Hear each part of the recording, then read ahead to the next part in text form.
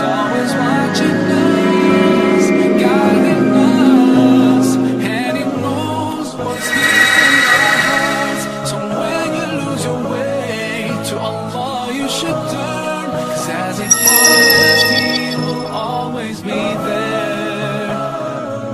Allahu Akbar. Basically, a lot of documentaries that have been made have been about the immigrant experience, the immigrant Muslim experience here in the United States, and the story of the indigenous Muslim, as far as the African American, the white Muslim, and the Latino Muslim, has kind of been neglected, and that story hasn't been told so much.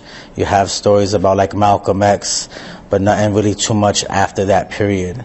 So I wanted America and different people throughout the world to experience the struggle of American Muslims who are indigenous, who are not immigrants to the United States. You grew up Jason Perez, Roman Catholic, and then at a certain point in your life you decided to convert to Islam, and now your name is Hamza Perez.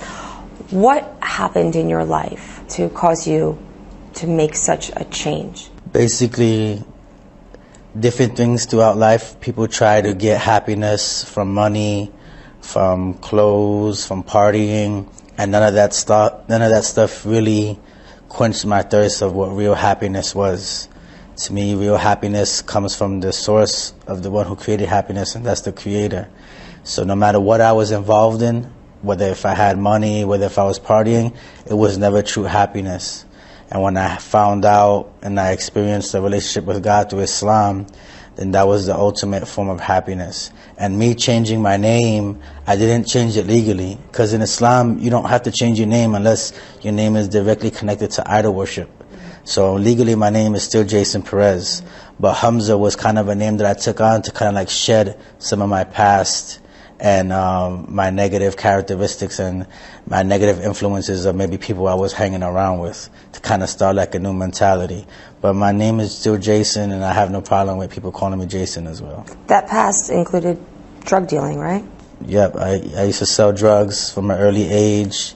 Used to smoke a lot of weed and seen a lot of things in the streets, and seeing these lifestyles, it just, when you know when something's wrong, then you can identify when something's right. And to me, there was nothing more right than what Islam had to offer. And you address a bunch of different challenges that you've experienced definitely. yourself. As far as like discrimination, as far as more global issues, stuff that's going on in the Middle East, and stuff that's going on against Muslims right here in the United States. I've seen more harassment and more aggressive approach to American Muslims in the new administration, almost in the first and last year, than the Bush administration. You're speaking about U.S. President Barack Obama. Yeah, definitely. You know, since Obama's been in office, Muslim Americans have been murdered, you know, secretly detained, more than the first year of Bush being in the office and his last year.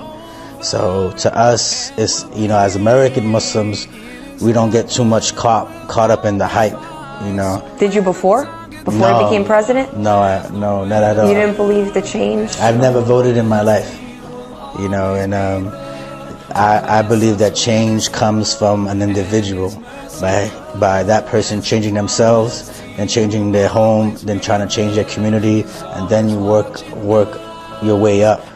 But we can't expect a president to change our condition. We have to change it ourselves, and we have to be our own voice and define our own selves. Shooting a three-pointer and having an iPod as a president doesn't change nothing for me.